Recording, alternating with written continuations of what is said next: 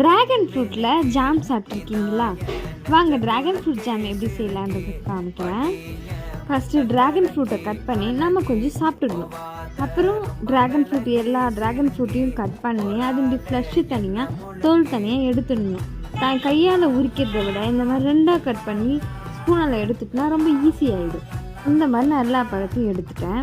First கடாயை வச்சு நல்லா ஹீட் பண்ணி அதுக்கப்புறம் இந்த ட்ராகன் ஃப்ரூட்டை போட்டுட்டோம்னா அதிலே நல்லா வெந்துடும். நம்ம அதிலே நல்லா மேஷ் பண்ணிக்கலாம். இதை தனியாக கட் பண்ணணும்னு அவசியமே இல்லை. இது நல்லா கொதிக்க விடும்போது நல்லா அதுவே மேஷ் ஆகிடும். நம்ம லைட்டாக சுகர் போட்டால் போதும். இதில் ஆனால் இது ரோஸ் கலர் ட்ராகன் ஃப்ரூட்னால ஸ்வீட் நல்லாவே கொடுக்கும். நல்லா சுண்ட விடணும். இது நல்லா கொதிக்கும் போதே லைட்டாக வினிகருக்கு பதிலாக லெமன் ஆட் பண்ணிவிட்டு நல்லா சுண்ட விட்டோம்னா நமக்கு ஜாம் ரெடியான இந்த ஜாமை கொஞ்சம் நல்லா ஆற வச்சுட்டு அதுக்கப்புறம் எவ்வளோ கண்டெய்னர் வருதுன்னு பார்க்கலாமா? எனக்கு ஃபஸ்ட்டு பாட்டில் அண்ட் செகண்ட் பாட்டில் வந்துருச்சு.